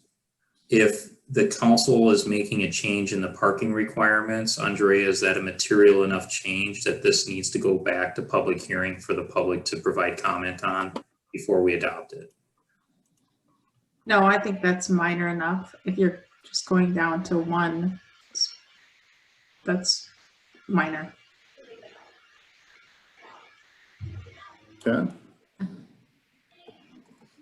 All right. I think we have direction, or we've given direction. Yes, I have what I need. So then this will likely come back to the council under consent at the first meeting in January. All right. You wanted to talk on the next item about registration. Is that correct? Yes, I do. I have a different presentation. This one is much shorter, so bear with me here. So rental regulations. Again, a little bit of background. This topic came up in association with the conversations of accessory dwelling units with the Planning Commission. And so as part of those discussions on ADUs, staff noted a number of different items that the commission or the city might also want to consider. As previously mentioned, that included the rental regulations and short-term rentals, for example. The Planning Commission was supportive of further research on this topic of rental regulations. Just to note, any potential rental regulation would actually be contained in Title IV, which is the business and license regulations of the city code. So it's not necessarily under the purview of the Planning Commission. However, just because of the relevance of the conversation in association with ADUs, staff did discuss it or bring it forth to the Planning Commission for a recommendation. So why consider rental regulations? In general, across the nation, there are a large number of existing rental households. Specifically, over 1/3 of American households are renters. There is a growing market for single-family rentals and single-family build for rent. And this is happening in Minnesota in the metro area, where you will see developers come in and propose a subdivision of single-family homes that is intended to be a rental community, not owner occupied. Rental households are disproportionately likely to live in unsafe or unhealthy housing conditions. And as a developing city, Elko New Market is really in a unique position right now where we can start some of these regulations or ordinances early, so that way they're in place as the city continues to develop. Specific to Elko New Market, staff estimates that there could be anywhere from 60 to 70 current rental properties in the city limits, all of which would be single-family homes. This is based on comparison of billing and property addresses compared to owner and taxpayer addresses for non-homesteaded residential properties. Specifically, we compared addresses from city utility accounts and then Scott County taxpayer data. So this isn't 100% set in stone. We have 60 rental properties in Elko New Market. However, if the addresses did differ, staff identified it as a potential rental property. And then staff do anticipate that the city will continue to see more rentals as more residential development occurs. So according to the American Planning Association, there are 5 different categories of rental regulations. This ranges from complaint-based inspection, which is more reactive, to then more proactive approaches such as rental licensing or performance-based rental licensing, which generally require one inspection or several inspections.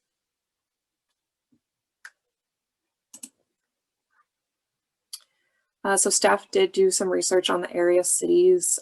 This list is the list that was used for ADUs. So that is why there is a variety of cities included in the research. And of those 23 suburban cities, only 5 of them did not or do not currently have a rental regulation ordinance. So that was Lakeville, Long Lake, Lonsdale, Minnetonka, and Prior Lake.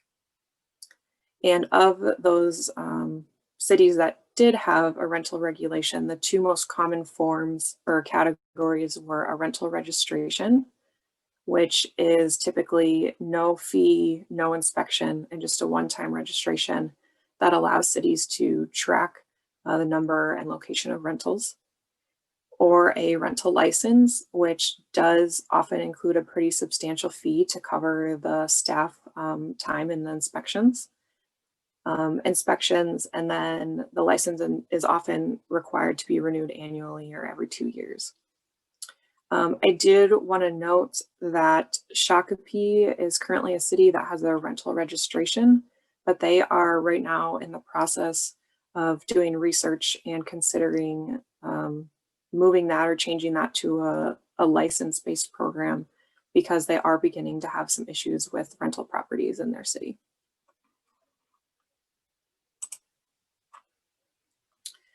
So of the cities that do have rental regulations, the primary purposes for having them are just to protect the public health, safety, and welfare of the community. And then of course the tenants of those rental properties. Ensure that the rental units are decent, safe, sanitary, and operated and maintained as not to become a nuisance. And then to analyze the location and distribution of rental housing in the city, and then track the needs and availability of rental housing as the population increases. So at this time, staff's recommendation would be for the city council to consider a rental registration specifically. And this is recommended because it would allow the city to have better data or get better data on the number and location of rentals in the city, which would ultimately help more accurately determine the need for rental housing and the specific types of rental housing. For example, it's easy to acknowledge that as a community of single family homes, most of the rentals are of course going to be single family homes, which indicates that there is a need for other types of rental housing. Rental registration would provide contact information for responsible parties and emergency situations. A rental registration is a good first step for considering rental regulations. Specifically, it's not overly burdensome for landlords. And I think it would be easier to get buy-in, especially since staff would recommend no fee be associated. You know, it would just be a form that they need to fill out. No fees or inspections required. And because of those factors, a registration would be more likely to result in higher compliance from rental properties and landlords in the community, and would ultimately allow for a smoother or easier transition into a license-based rental regulation if necessary in the future.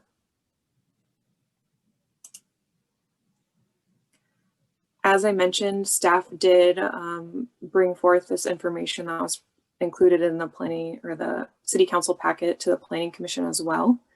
And so they discussed this item at their October 27th, 2020 meeting and did unanimously recommend that the city council consider a rental registration ordinance.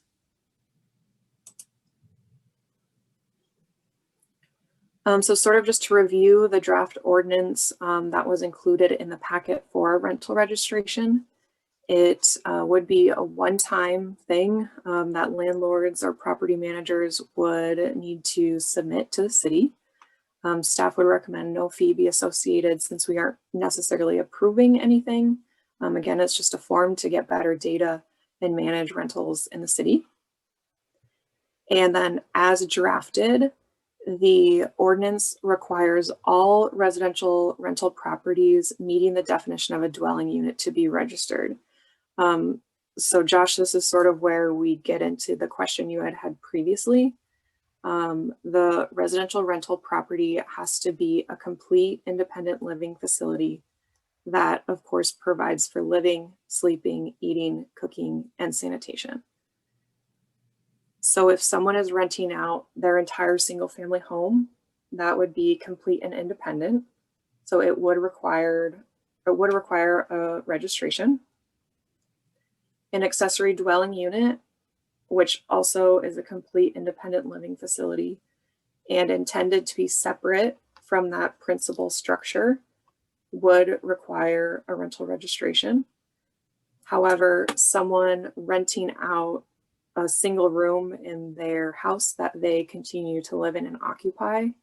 For example, this can sometimes happen with Airbnb and VRBO, where you're just renting out a bedroom within the house. That would not require a rental registration. The ordinance does also include provisions for rental properties that are excluded.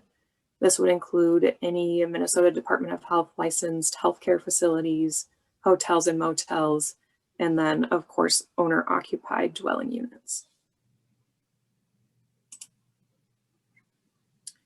So at this time, staff is again just seeking some general feedback on the topic. I know this is new and hasn't been really discussed at all with the council. So we're seeking feedback and then to see if there's just any support for moving forward with this item. So again, I'll just open the floor to questions and discussion by council. I have a quick question, Haley. Sure. Let's say I do an ADU in the backyard and I put my parents in there. I'm not charging them rent. They're just living there so that they're close to me and they're not in my house. Is that considered a rental unit then, even though I'm not charging them rent? No, if it's not being rented out, if it's just being occupied by a family member, or for example, if you have a healthcare worker living with you in an ADU that's not paying rent in any way, none of those situations would require a registration. Okay, all right. Haley, on the one-time registration, is that one time per owner or just for the unit initially? If the intent is to collect contact information, if ownership changes, do they need to re-register? Yes, that is correct. So as drafted, the ordinance, the rental registration draft ordinance does include a provision for a change in ownership. And then there's also some other provisions, I think, regarding if the number of dwelling units change, or there's some other situations that would require a new registration. Would it be correct to say that the rental registration, as much as it might ultimately, you said it helps determine whether or not, or provides data to inform a decision on whether or not additional rental unit regulation is necessary, as much as it might indicate whether it is necessary? Is it fair to say that it also helps equally determine whether that it may be not necessary? Yes, absolutely. And I think it also is important to note that as of right now, the city or community development staff haven't really received any major complaints from tenants or landlords. We're not seeing any major issues that prompted this. This is really more proactive in nature. We're just thinking about the future and what additional data or information this could provide. I'll speak, I guess I'll speak up. I'm not in favor of it. I don't like collecting any more information than we reasonably have to, and I'm not sure that we're getting, I don't know, I guess I'm not convinced that we're getting much out of it by requiring this. And I don't know, less things that we require people, the better. If there was a strong case as to why we should require more information and registration, I'd be more inclined, but just, I don't know. I don't like government asking any more than it has to. That's just my opinion though. Don? Okay, then what about the short-term renting? Let's say this probably isn't really gonna happen, but let's say somebody wants to just put one up so that they can do the VRBO. I mean, this isn't really a popular area to be doing that, but I think that it's important to do the rental registration up front, just so that we know if there is one being rented out. That's my thought.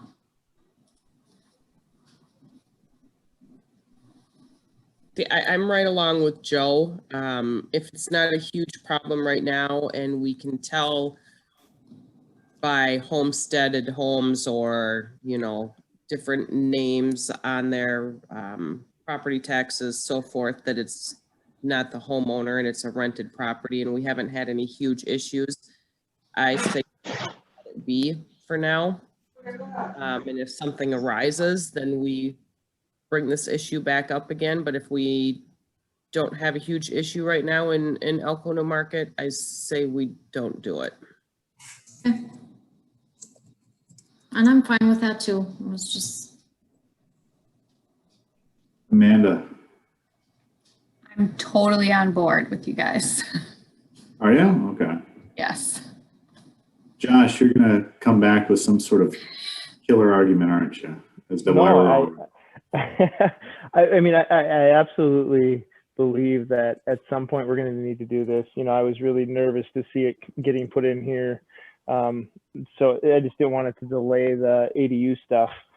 So no matter what happens, I was going to say, let's move forward with the ADU stuff, scratch that line out of that one, get that one passed, and let's keep hashing away at this.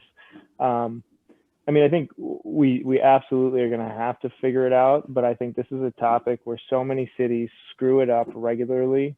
And I'm happy to name names of those cities that do it all the time, and they discriminate and they segregate and they just set these types of regulations up to fail. So I just, let's go through the process. Let's talk it through, make sure it's equitable and fair and right. But to the points made already, I mean, I think we're not in any rush to do it, and I would hate to you know, try to plow this through because it is such an important issue and policy. And we're going to probably see more rental as you know, things change here. So I didn't really add a whole lot, but to say that I completely agree that it's a super important topic. Let's hash it out. Haley, I would love to work with you specifically on crafting some cool stuff with the planning commission and everything, but I just want to see the ADU stuff get through. I'm just going to add, I know it sounds like the council is all spoken, and I understand that you are not supportive of the rental registration. And I don't know, I understand where you're coming from. It's kind of just more government. And I don't know that I can explain eloquently, you know, why I support it. But when I worked in New Prague, we did have, that was during the last recession, and we had so many homes going to foreclosure and this big rental problem. I'm sure Elko New Market experienced the same thing. It was good data to have how many rental units we have in the city. It's a one-time registration. There's no fee. I don't know. I just want you to know that I'm supportive of tracking the data, nothing else. Yeah, and I definitely lean on the side of, I don't really care about the data collecting piece as much as, you know, others might. So, I mean, I see value in that, and it might actually inform some of the stuff as we move forward on how we do this right. I just know that as soon as we start doing this, we're moving down that path to a rental license, and just to make sure that we get it right up front.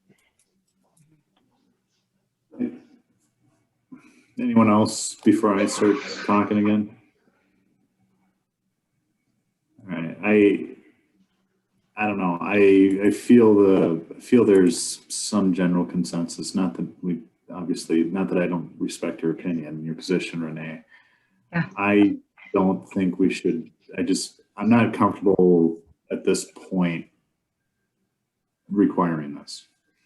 I just don't think we need to collect any more information than we need to at this point. And we're creating a solution just to a problem that doesn't exist yet. I don't know. I would not be in favor of this. Does any of the council members feel differently? No, I guess I would just say, I mean, I think this would be a phenomenal topic for a workshop or two, you know, into the next year to learn more and kind of get our heads wrapped around what it could and should start to look like. Because, I mean, I totally agree that we're going to need something. And it's just going to take a while to craft the right type of thing. I'd be on board with that. Okay. Staff, I think you have direction. Is that? Yes, I do. Thank you. Then last community development updates. Unless you have any questions, I don't really have anything. No, I think Tom keeps you pretty well informed on a day-to-day basis. We are meeting with MWF tomorrow regarding the affordable housing project that they are considering. So we know they're still considering our community and working on the site. And unless you have any questions about anything, that's all I have. Thanks, Renee. Anyone have any questions? Not hearing any. Appreciate it, Renee. Let's jump into parks. Mr. Mayor, I think Kevin's on the meeting and he has some updates, I believe, for the council. We have Kevin on the meeting this time? Mm-hmm. You. Nice. Hello. Welcome. Yeah, thank you. Yeah, I just want to give you guys a couple of quick updates. Won't have much time. We will have some movement on the farmers market concept here, hopefully into next year. We've been talking to the St. Paul Farmers Market Co-op.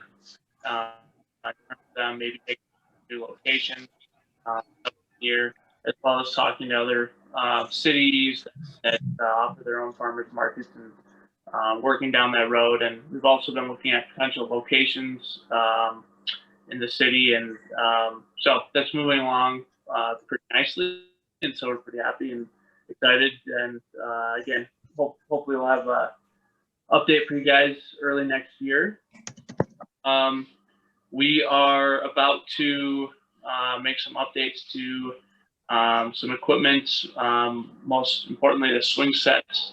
We're updating all the seats for some safety reasons, and they're just kind of worn out and needed to be replaced. So fairly decent sized project, but hopefully have that in place here soon as well.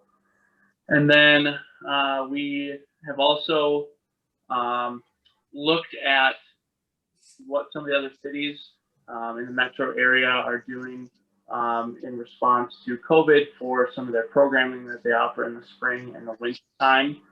And we also have been monitoring. MRTA puts out a survey nationwide looking at what cities are doing as well. And we're seeing a lot of online activities being offered in lieu of in person.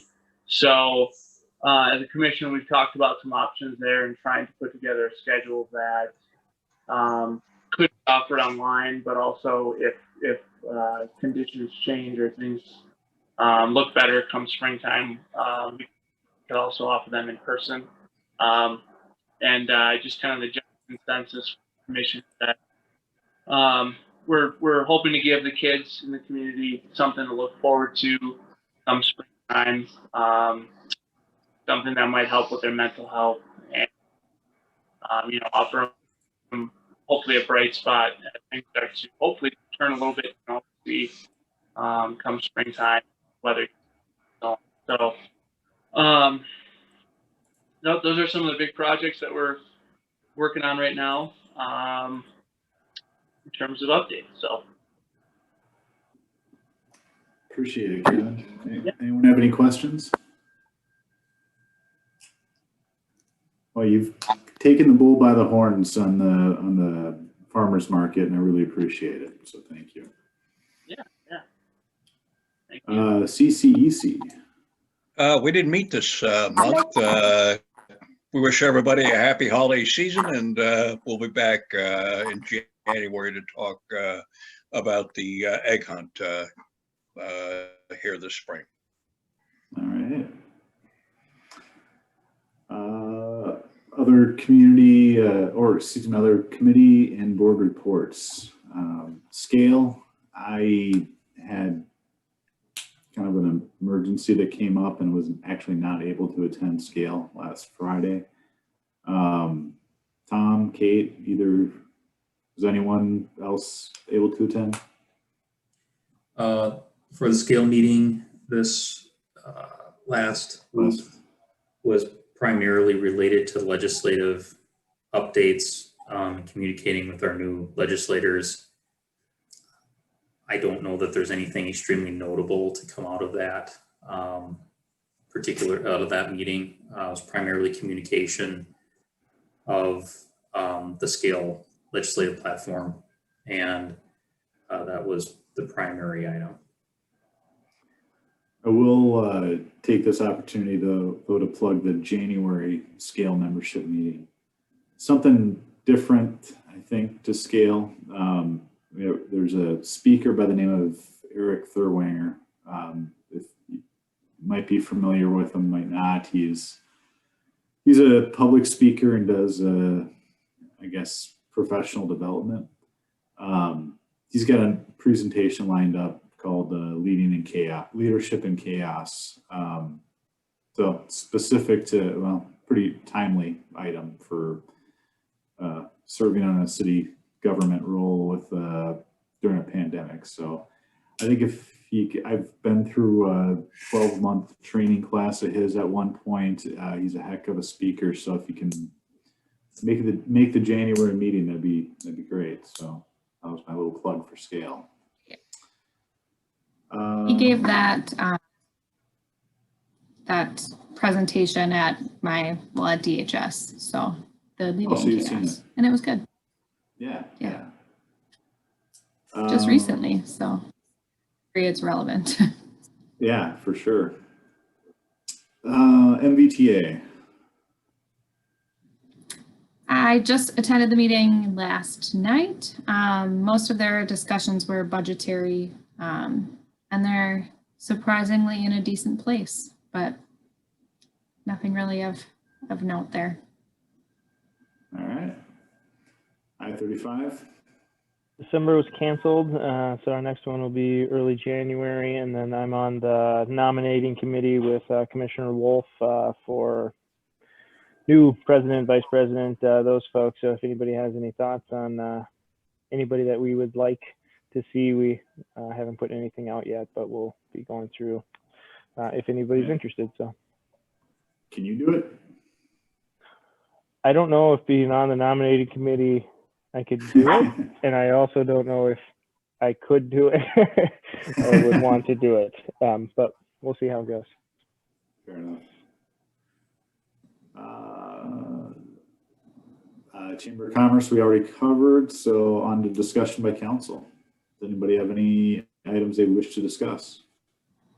I would just like to address everybody and kind of say goodbye, but not.